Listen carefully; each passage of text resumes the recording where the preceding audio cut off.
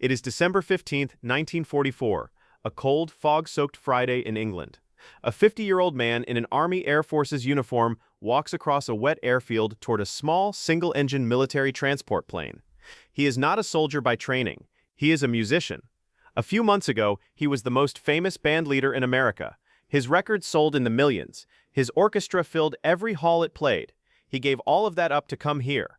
And now, on this gray December morning, he is about to board a plane for Paris, where his band is scheduled to play a Christmas concert for the Allied troops. He stops before climbing in, and he turns to the officer beside him. "Aren't these planes equipped with parachutes?" he asks. The officer laughs. "Surely you don't want to live forever?" He smiles. He climbs aboard. The plane lifts into the fog, and that is the last time anyone ever saw Glenn Miller alive. You know that music. In the Mood Might Serenade. Chattanooga Choo-Choo. For a generation of Americans, Glenn Miller's sound was the sound of your youth, dances, Saturday nights, the radio in the living room. But before the end of 1944, that voice was gone.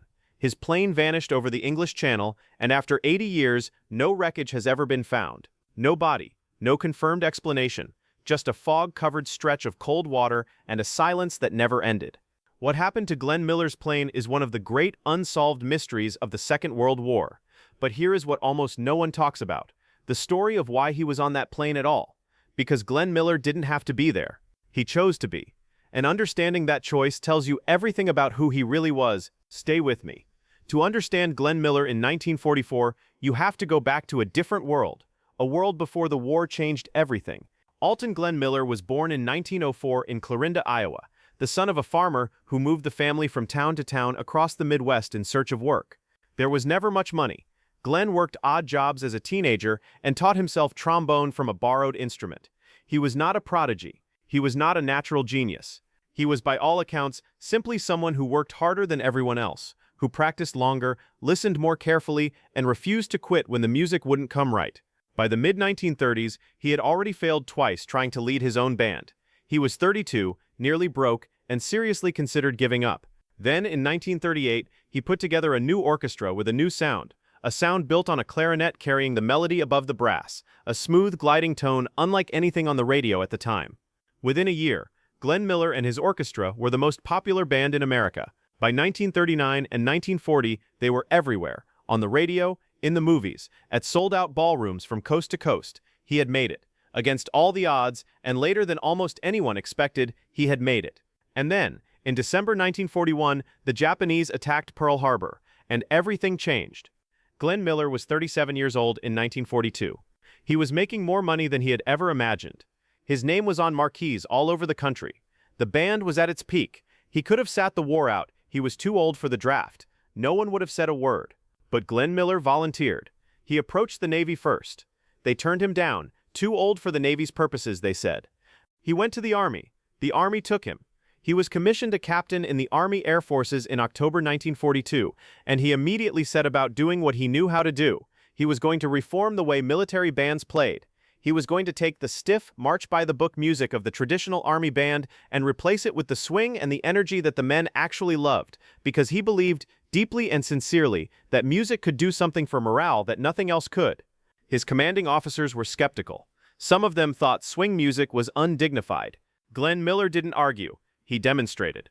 The first time his Army Air Forces band performed for an audience of enlisted men, the reaction was something close to shock. These were soldiers who hadn't heard that music since they'd left home. He understood exactly what he was giving them. For 2 years, Miller organized and conducted military concerts across America, and then in Britain, where he arrived in the summer of 1944, after the D-Day landings had opened the way across France.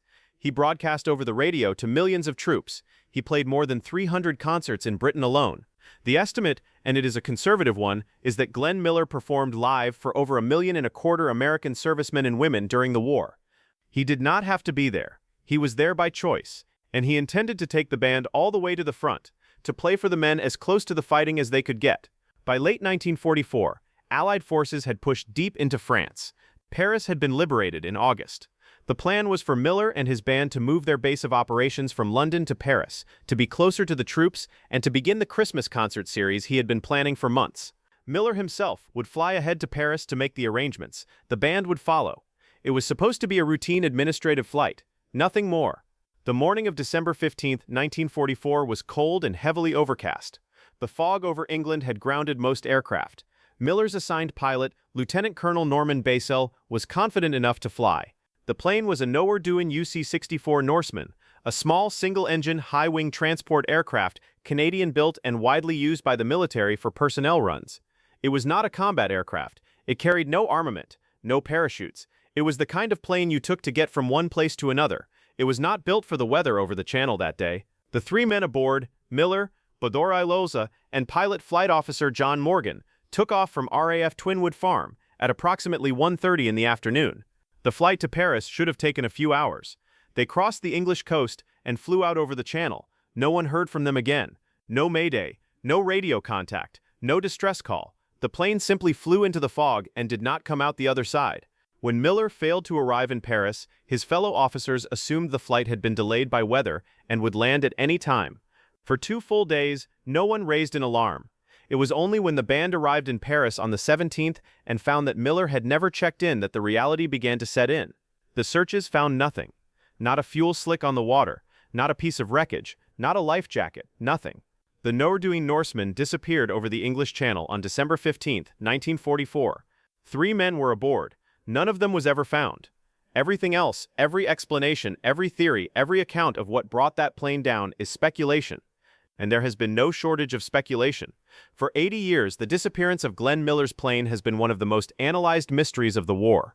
The most straightforward explanation is the simplest. The aircraft was small, the weather was severe, and the channel in December is an unforgiving place. A mechanical failure, a fuel problem, the disorientation that can overwhelm a pilot in dense fog and cloud. Any of these could have brought the Norseman down with no warning and no time to transmit. The channel's cold, rough waters would have taken the wreckage quickly, and in 1944, search operations were not what they are today. A more specific theory, supported by some documented evidence, holds that the Norseman may have been hit by bombs being jettisoned from RAF Lancaster bombers that were returning from an aborted raid that same afternoon.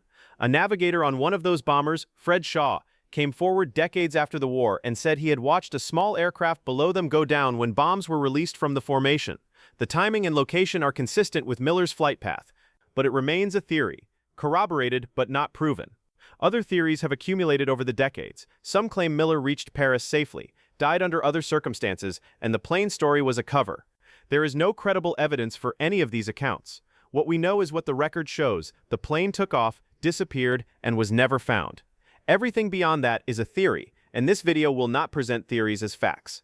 When the Army announced Glenn Miller missing on December 24th, 9 days after the disappearance, the day before Christmas, the news stopped America cold. His orchestra was due to broadcast that evening for the troops. They played anyway, with his chair empty. If you're thinking right now of someone, a father, a grandfather, a husband, a brother, who served in that war and never came home, or who came home carrying something they could never put into words, type their name in the comments below. Just their name. Let's remember them together, right here. Glenn Miller was 50 years old when he disappeared. 50 years old, and he had walked away from the most successful career in popular music to spend 2 years doing what he believed mattered more. He had turned down a safe desk job. He had argued again and again to get his band closer to the front lines, closer to the men who needed the music most. He had used his fame not to protect himself, but to reach more people. In 2 years, he had built the most successful entertainment program in the history of the American military. Major Glenn Miller was officially declared dead on December 15, 1945, 1 year after he disappeared. He was awarded the Bronze Star for his service, and the Army Air Forces Band continued to perform in his name. His music never stopped playing. It still hasn't.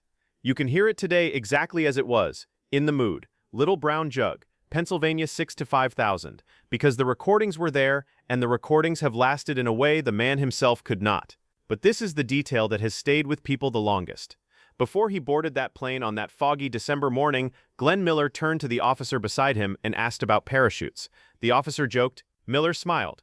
He climbed aboard. He was going to Paris to set up a Christmas concert for the troops. That was what was on his mind.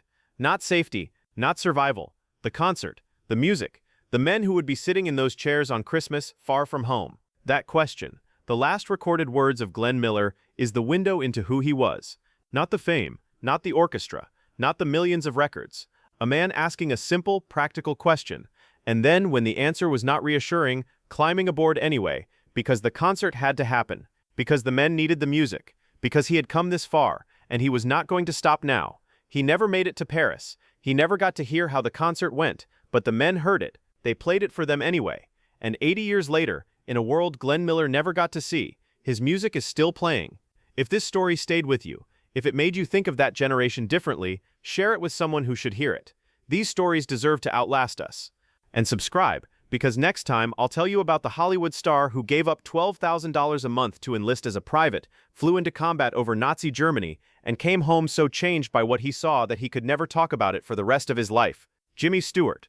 You think you know him. You don't know the half of it. No, rest easy, soldier.